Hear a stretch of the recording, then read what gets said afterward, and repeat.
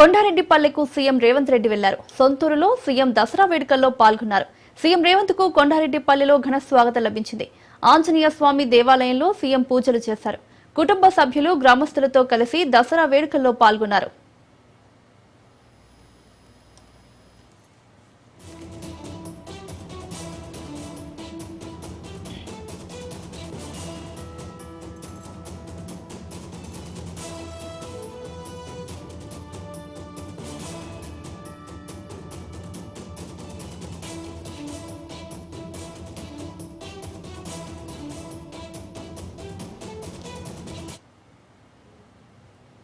మాజీ ముఖ్యమంత్రి BRS party అధినేత కల్వకుంట్ల చంద్రశేఖరరావు నివాసంలో దసరా పండుగ సందర్భంగా పూజా కార్యక్రమాలు ఘనంగా నిర్వహించారు. ఎర్రవెల్లిలోని నివాసంలో జరిగిన పూజా కార్యక్రమంలో కేసీఆర్ దంపతులు, బీఆర్ఎస్ వర్కింగ్ ప్రెసిడెంట్ కేటీఆర్ దంపతులు, కుటుంబ సభ్యులు, సిబ్బంది పాల్గొన్నారు. ఈ సందర్భంగా దుర్గామాతకు పూజలు నిర్వహించారు. ఆయుధ పూజలో పాల్గొన్నారు. తెలంగాణ ప్రజలు ఎల్లప్పుడూ సుఖ సంతోషాలతో వర్ధిల్లాలని దుర్గామాతను ప్రార్థించారు.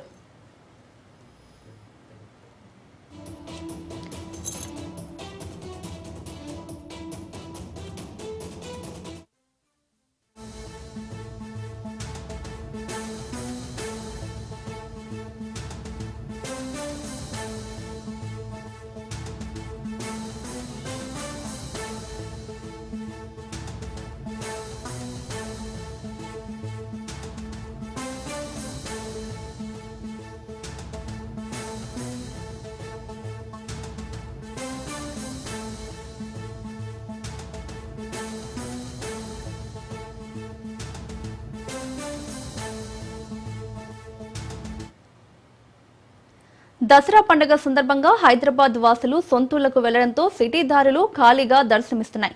నిత్యం ట్రాఫిక్ రద్దీ, హార్న్స్ తో మోత మోగిపోయే రోడ్లు నిర్మానుష్యంగా కనిపిస్తున్నాయి. వాహనాల రద్దీ లేకపోవడంతో గాలి, శబ్ద కాలుష్యం తగ్గింది. ఇదే విషయానికి సంబంధించి మరింత సమాచారాన్ని మా ప్రతినిధి రాజు అందిస్తారు. దసరా సందర్భంగా హైదరాబాద్ నగరవాసులు పల్లెబాట పట్టారు. దీంతో హైదరాబాద్ నగరం ఖాళీ అయింది. పూర్తి స్థాయిలో కూడా నిత్యం రద్దీతో, ట్రాఫిక్ జామ్తో ఇక్కట్లు పడేటటువంటి వాహనదారులు ప్రస్తుతం ఎటువంటి వాహనాల అలికిడి లేకుండా అరాకొరాగా వాహనాలు కదులుతున్నటువంటి పరిస్థితి అయితే మనం గమనించుకోవచ్చు. పూర్తి స్థాయిలో కూడా ప్రస్తుతం మనం తెలంగాణ అసెంబ్లీ వద్ద ఉన్నాం. అసెంబ్లీ గన్ పార్క్ వద్ద ఇక్కడ నిత్యం వేలాది సంఖ్యలో కూడా వాహనాలు రాకపోకలు కొనసాగిస్తూ ఉంటాయి. ప్రధానంగా ఈ యొక్క వాహనాల రద్దీ ప్రస్తుతం సాధారణ సమయాలతో కంపేర్ చేసుకుంటే కనుక ఇప్పుడు చాలా తక్కువగా ఉంది. పూర్తి స్థాయిలో కూడా రోడ్లన్నీ కొంత నిర్మానుష్యంగా కనిపిస్తున్నటువంటి పరిస్థితి అయితే ఉంది. ఓవరాల్గా ఈ యొక్క దసరా సందర్భంగా ఈ 9 రోజుల పాటు నవరాత్రి ఉత్సవాలు, మరోవైపు బతుకమ్మ సెలబ్రేషన్ చేసేందుకు కూడా ఈ యొక్క కళాశాలల, పాఠశాలల విద్యార్థులు విద్యా సంస్థలకు సెలవులు ప్రకటించడంతో నగరంలో ఉంటున్నటువంటి నగర వాసులు కూడా తమ సొంత ఊర్లకు కుటుంబ సభ్యులతో ఈ యొక్క పండుగను సెలబ్రేట్ చేసుకునేందుకు కూడా తమ పిల్లలను ముందుగానే సెలవులు రావడంతో ఈ యొక్క హాలిడేస్ను సొంతూర్లలో ఎంజాయ్ చేసేందుకు కూడా తరలి వెళ్ళినటువంటి పరిస్థితి అయితే ఉంది.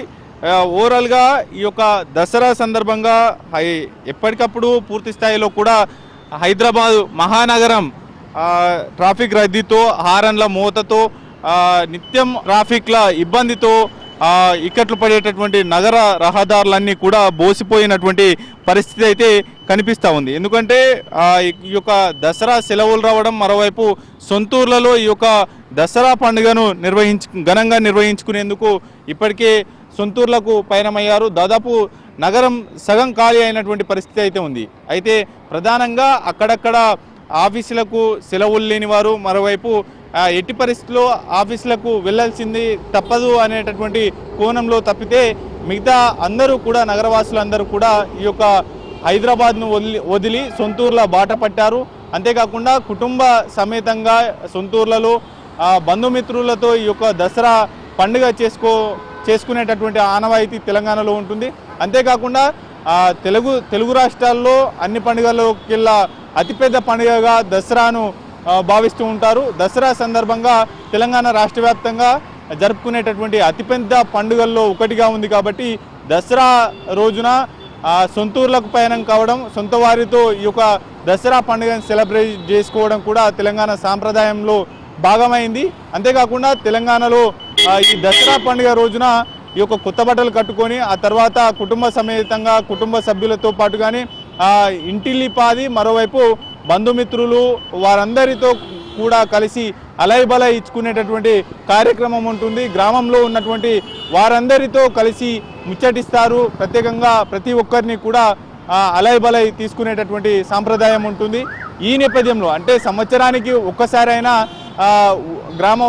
గ్రామంలో ఉన్నటువంటి మిత్రులు, బంధువులు వీరితో పాటు కానీ అందరితో కలిసి చేసుకునేటటువంటి పండుగగా ఉంటుంది. కాబట్టి నగరాన్ని వదిలి ఈ యొక్క పల్లెకు బయలుదేరినటువంటి పరిస్థితి అయితే మనకు కనిపిస్తూ ఉంది. పూర్తి స్థాయిలో ఎప్పటికప్పుడు భారీగా హైదరాబాద్ నగరంలో బస్ స్టాపులు కావచ్చు, అదేవిధంగా రోడ్లన్నీ కూడా రద్దీగా కనిపిస్తూ ఉంటాయి. ప్రస్తుతం మనం చూసుకోవచ్చు, సిగ్నల్స్ వదిలినప్పటికీ కూడా అరాకొరగా ఒక్కొక్కటి తప్పితే వాహనాలు పెద్దగా హైదరాబాద్ నగర రోడ్ల మీద కనిపిస్తున్నటువంటి పరిస్థితి అయితే లేదు.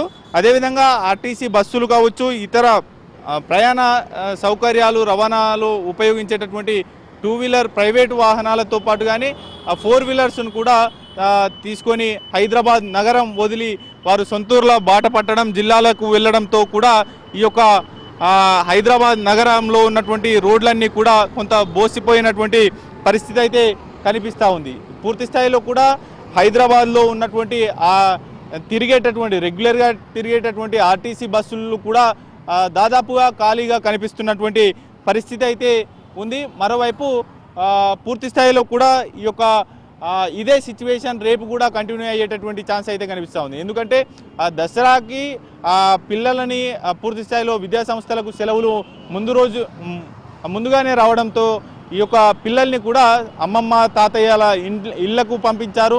ఈ దసరా సెలవులు హాలిడేస్ను కూడా పూర్తి స్థాయిలో ఎంజాయ్ చేస్తున్నటువంటి పరిస్థితి అయితే ఉంది. పెద్దలు తల్లిదండ్రులు కూడా నగరంలో ఉంటున్న ఉపాధి కోసం వచ్చిన వారు, ఉద్యోగాలు, ఇతర పనులు చేసుకునేందుకు వచ్చినటువంటి నివాసులు కూడా సొంత జిల్లాలకు, సొంత గ్రామాలకు బయలుదేరి వెళ్ళడంతో కూడా నగరం అంతా బోసిపోయింది. అయితే వారు ఈ యొక్క ఒక్కరోజే కాకుండా రేపు కూడా సొంతూర్లలో స్పెండ్ చేసేందుకు అన్ని రకాల ప్లాన్స్ కూడా వేసుకొని వెళ్ళేటటువంటి ఛాన్స్ ఉంటుంది. ఎందుకంటే ఏడాదిలో ఒక్కసారి మాత్రమే సొంత గ్రామాలకు వెళ్ళేటటువంటి వెసులుబాటు కావచ్చు, మరోవైపు పూర్తి స్థాయిలో కూడా అక్కడ ఉండేటటువంటి టైం దొరకడం, ఈ పెద్ద పండుగను సొంత వారితో సెలబ్రేట్ చేసుకోవాలనేటటువంటి నేపథ్యంలో కూడా నగరంలో ఉన్నటువంటి వారు దాదాపుగా గ్రామాల బాట పట్టడంతో భాగ్యనగరం అంతా బోసిపోయినటువంటి పరిస్థితి అయితే ఉంది. ఇవాళ రేపు 2 రోజుల పాటే ఈ యొక్క ట్రాఫిక్ లేకుండా ఉండేటటువంటి రోడ్లు కావచ్చు, మరోవైపు హారన్ల రోతతో కనిపించేటటువంటి ట్రాఫిక్, మరోవైపు కాలుష్యం వెదజల్లేటటువంటి వాహనాలు పెద్దగా కనిపించవు. పూర్తి స్థాయిలో కూడా స్వచ్ఛమైనటువంటి వాతావరణం ఇక్కడ మనకు కనిపిస్తున్నటువంటి పరిస్థితి అయితే కనిపిస్తూ ఉంది. పూర్తి స్థాయిలో కూడా నిత్యం రద్దీగా ఉండేటటువంటి ప్రధాన కూడళ్లు సైతం ఇవాళ పూర్తి స్థాయిలో కూడా పెద్దగా వాహనాలు కనిపించినటువంటి సిచ్యువేషన్ అయితే కనిపిస్తూ ఉంది.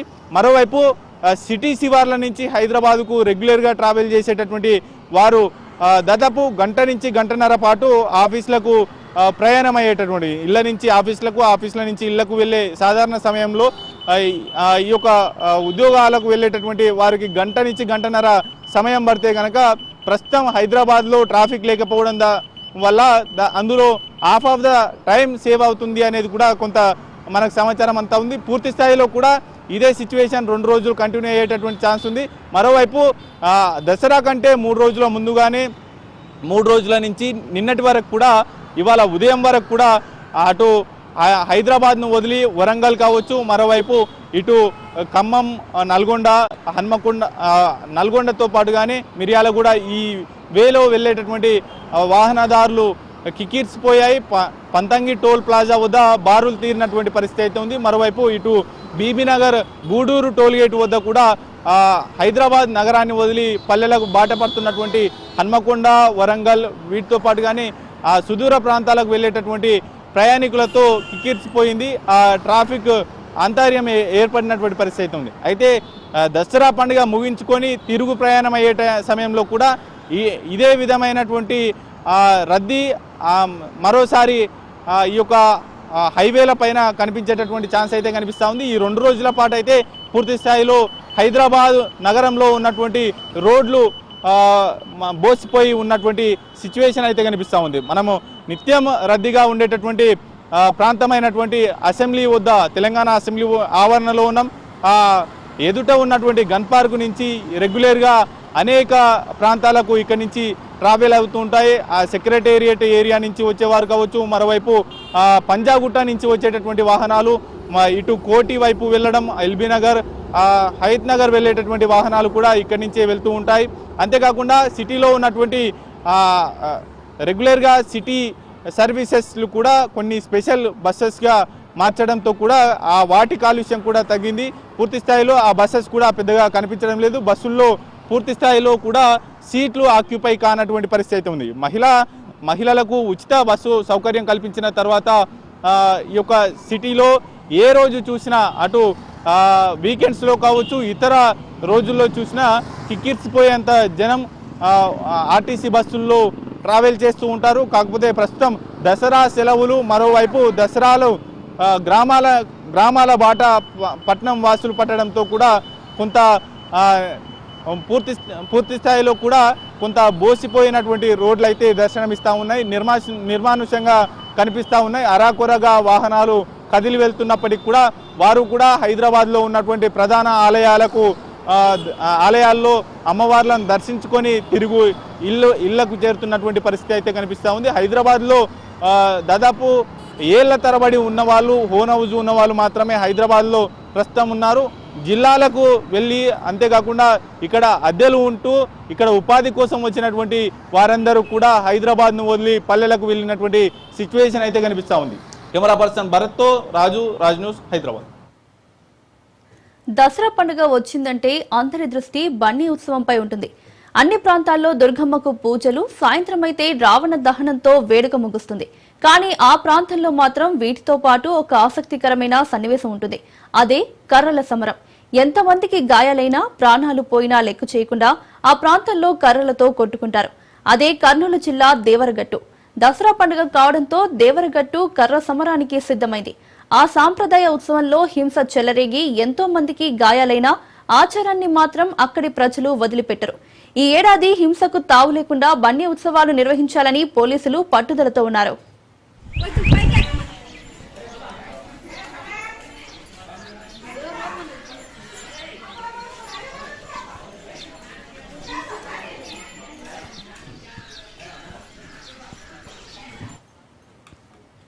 కర్నూలు జిల్లా దేవరగట్టులో దసరా రోజు రాత్రి కర్రల సమరం ఏళ్ల తరబడి జరుగుతూ వస్తుంది. దేవరగట్టు వద్ద కొండపై వెలసిన మాల మల్లేశ్వర స్వామి ఆలయంలో దేవతామూర్తులైన మాలమ్మ, మల్లేశ్వర స్వామికి దసరా పండుగన అర్ధరాత్రి 12 గంటలకు కళ్యాణం జరిపిస్తుండటం ఆనవాయితీ.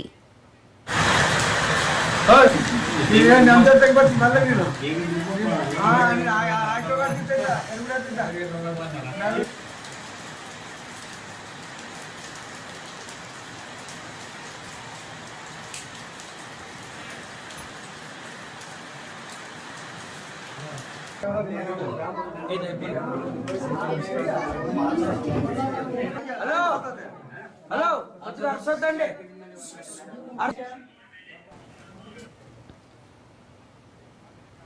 కళ్యాణం అనంతరం కొండ పరిసరాల్లోని ఉన్న పాదాలగట్టు, రక్షపడ, శమీవృక్షం వాటి ఎదురుగా ఉన్న బసవన్న గుడి ప్రాంతాల్లో దివిటీల వెలుతురులో ఉత్సవ విగ్రహాలను ఊరేగిస్తారు.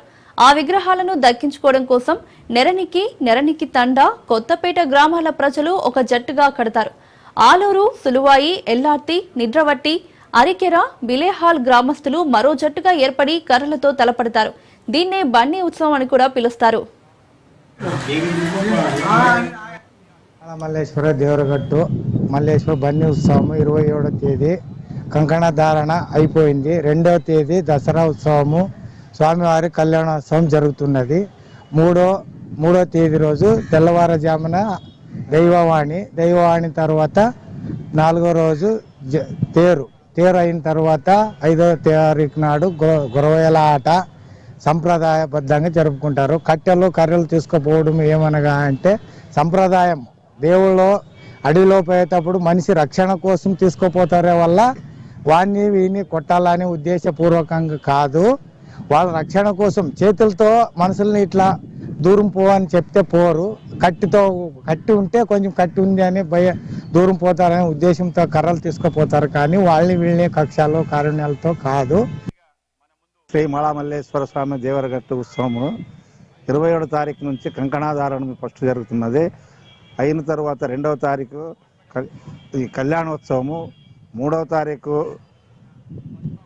తారీఖు దైవవాణి కార్యక్రమము, 4వ తారీఖు రథోత్సవము, 5వ తారీఖు కంకణ విసర్జన గొలుసు దెంపుట, 5వ తారీఖు దేవుళ్ళు నేణికి గ్రామము చేరుతాయి. సాంప్రదాయ ప్రకారంగా కట్లు తీసుకుపోయి దేవుని ప్రొడక్షన్ కోసమే తీసుకుపోతాం, కానీ మేము వీళ్ళే కొట్టి నాది ఇది అనేది ఏమి వీళ్ళు అన్ని పుకార్లు అంతేగాని ఎవరు కొట్టరు, దేవుళ్ళు ఎవరు మోసుకపోరు. మా సంప్రదాయ ప్రకారమే వాళ్ళు కానీ మనం కానీ కలుస్తాము. ఆ దేవునితో ఒత్తిడి ఉన్నప్పుడు 1-2 షార్టెట్లు పడతాయి, కానీ ఎవరు కక్ష కార్యములతో వచ్చి పండుగ చేరుకుంది. ఇంకా ఈ 3 రోజులు మాత్రం ఈ 15 రోజులు కట్టుదిట్టంగా ఉండి మాంసము మద్యము సాంపత్య జీవం కానీ ఇవన్నీ లేకున్నట్ల కట్టుదిట్టంగా నిలబడి ఈ దేవుని కార్యక్రమం జరుపుతాము. నేరానికి నా పేరు మల్లికార్జున గౌడ, ఒలగొంద మండలం, కర్నూలు జిల్లా. మన ఆంధ్రప్రదేశ్లో కర్నూలు జిల్లా ఆలూరు తాలూకా ఒలగొంద మండలం దగ్గర ఆ పర్వతాలలో మత్స్యాద్రి క్షేత్రం అనేటువంటిది, అక్కడ ఆ పర్వతంలో స్వామివారు కూర్మావతారంలో వెలిసి ఉన్నారు. ఇక్కడ క్షేత్రం విశేషం ఏమిటంటే హరిహర స్వరూపంగా స్వామివారు అక్కడ వెలిసినారు. అక్కడ విశేషం ఏమిటంటే స్వామివారు అక్కడ పూర్వంలో ఆ పర్వతంలో ఋషులంతా తపస్సు చేసేవారు, కాబట్టి ఆ తపస్సు భంగం చేయడానికి రాక్షసులంతా వచ్చి ఉన్నారు. కాబట్టి ఈ ఋషులంతా పోయి మహావిష్ణువు ప్రార్థింపజేస్తే, నాయన నాకు చేత కాదు, ఆ పరమేశ్వరు దగ్గర వెళ్దామని ఆ పరమేశ్వరునిపై కైలాసంలో ప్రార్థించినారు.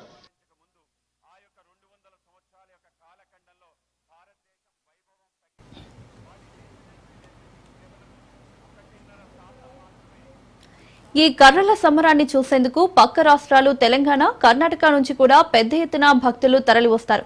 ఉత్సవ ఏర్పాట్లపై జిల్లా కలెక్టర్ ఏ సిరి, ఎస్పీ విక్రాంత్ పాటిల్ అధికారులతో సమీక్ష నిర్వహించారు.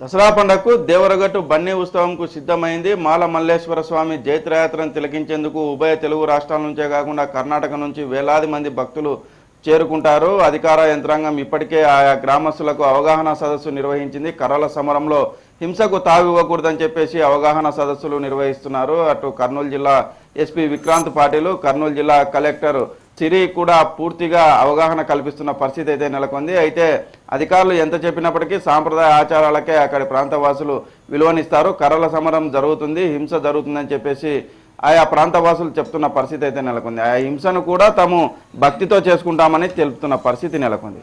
వీడియో జర్నలిస్ట్ శివశంకర్తో మధు, రాజ్ న్యూస్, కర్నూలు జిల్లా. అధికారులు, పోలీసులు కలిపి గ్రామాల్లో అవగాహన కార్యక్రమాలు నిర్వహించారు. ఈ క్రమంలో రింగులు తొడిగిన కర్రలను స్వాధీనం చేసుకున్నారు. మద్యాన్ని నియంత్రించేందుకు తనిఖీలు ముమ్మరంగా చేస్తున్నారు. భద్రతలో భాగంగా దేవరగట్టు పరిసరాల్లో విద్యుత్ దీపాలు, సీసీటీవీలు ఏర్పాటు చేశారు. డ్రోన్ల ద్వారా ఉత్సవ దృశ్యాలను రికార్డు చేస్తామని అధికారులు తెలిపారు. ముఖ్యంగా బన్నీ ఉత్సవాల్లో హింసను అరికట్టాలని న్యాయస్థానాలు ఆదేశాలు జారీ చేసినా ఫలితం లేకుండా పోయింది.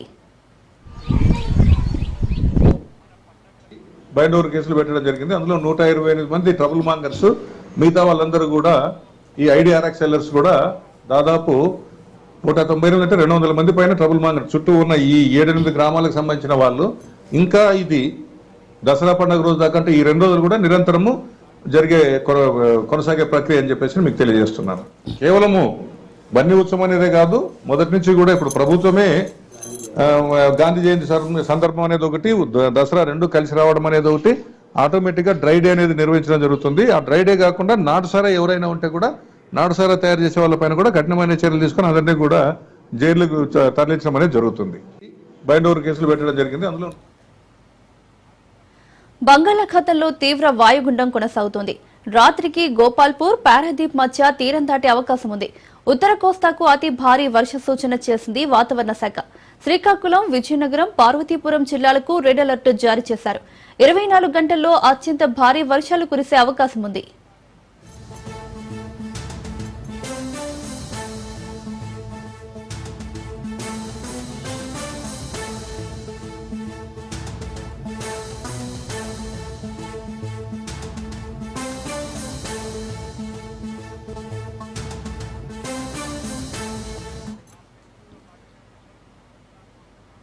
బంగాళాఖాతంలో ఏర్పడిన వాయుగుండం ప్రభావంతో ఉత్తరాంధ్రలో పలుచోట్ల భారీ వర్షాలు కురుస్తున్నాయి. విశాఖపట్నంలో ఈదురుగాలులు బీభత్సం సృష్టించాయి. పలుచోట్ల చెట్లు విరిగిపడ్డాయి. పలు ప్రాంతాల్లో విద్యుత్ స్తంభాలు, భారీ హోర్డింగ్స్ కుప్పకూలాయి. కార్లపై చెట్లు కూలాయి. సీతంపేట, మాధవధారలో భారీ వృక్షాలు నేలకూలాయి. ఈదురుగాలుల ధాటికి జీవీఎంసీ కార్యాలయం సమీపంలో భారీ వృక్షం కూలింది. పార్కింగ్ లో ఉన్న లారీ, కారుపై చెట్టు పడింది. ఆకాశవాణి కేంద్రం వద్ద మరో చెట్టు కూలింది. అక్కయ్యపాలెం పరిధి శ్రీనివాస్ నగర్ లో రావి చెట్టు కూలడంతో ఓ ఇంటి గోడ పూర్తిగా కూలిపోయింది. 51వ వార్డు కళింగనగర్ మెయిన్ రోడ్డుపై పార్క్ చేసిన కారుపై చెట్టు కూలింది. కొన్ని ప్రాంతాల్లో రోడ్లపైకి వరద నీరు చేరింది. దీంతో రాకపోకలకు అంతరాయం కలిగింది. ఈదురుగాలుల ప్రభావంతో విద్యుత్ సరఫరాకు ఆటంకం ఏర్పడింది.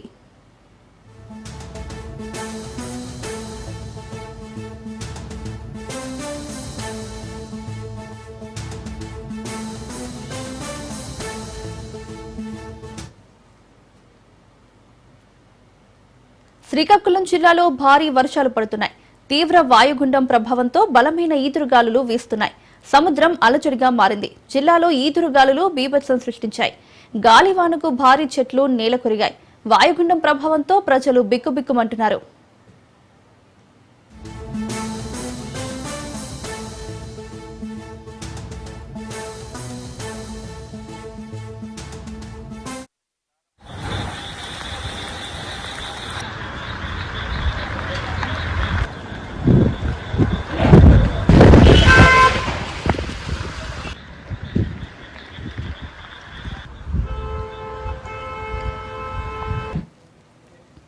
శ్రీకాకుళం, ఆముదలవలస, కొత్తూరు, నరసన్నపేట, జలమూరు, పలాస, మందస, కవిటి, ఇచ్చాపురం, మెలియాపుట్టితో సహా పలు ప్రాంతాల్లో వానలు కురుస్తున్నాయి.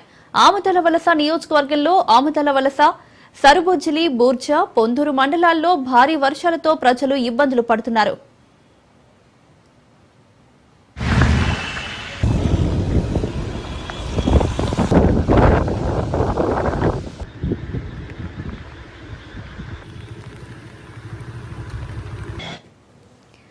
భారీ వర్షాలకు రహదారులు జలమయమయ్యాయి. ఒడిశాలో వర్షాలు కురుస్తున్న నేపథ్యంలో వంశధార, నాగావళి నదుల్లో వరద పెరిగే అవకాశం ఉందని అధికారులు ప్రకటించారు. నదీ పరివాహక ప్రాంతాల్లోని ప్రజలు అప్రమత్తంగా ఉండాలని కలెక్టర్ తెలిపారు.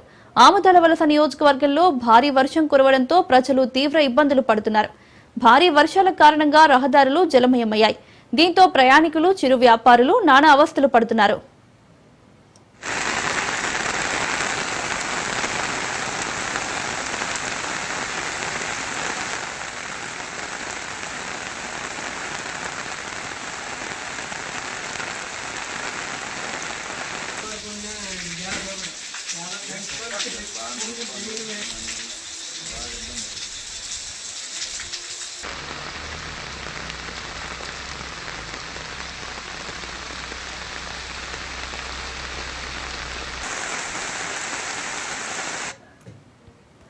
భారీ వర్షంతో టెక్కలిలోని పలు లోతట్టు ప్రాంతాలు జలమయమయ్యాయి. పాత జాతీయ రహదారి, తొలిసూరుపల్లి రోడ్డు, మెలియాపుట్టి రోడ్డు ప్రాంతాల్లో నీరు నిలిచి వాహనాల రాకపోకలకు ఇబ్బందులు ఎదురయ్యాయి. శ్రీనివాస్ నగర్, రామదాసుపేట ప్రాంతాల్లో ఇళ్లలోకి వరద నీరు చేరడంతో స్థానికులు తీవ్ర ఇబ్బందులు ఎదుర్కొన్నారు.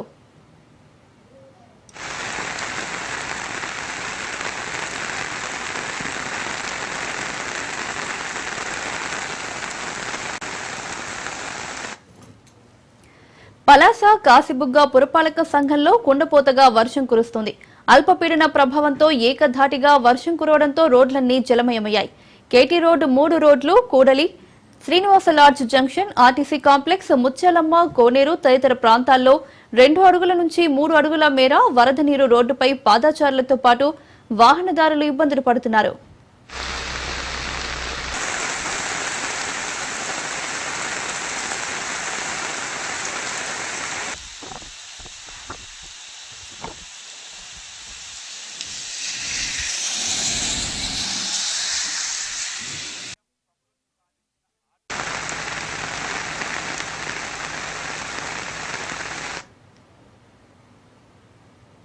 మళ్లీ రాబోయే ఎన్నికల్లోనూ కూటమి ప్రభుత్వమే అధికారంలోకి వస్తుందని ఎమ్మెల్యే చదలవాడ అరవింద్ బాబు ధీమా వ్యక్తం చేశారు.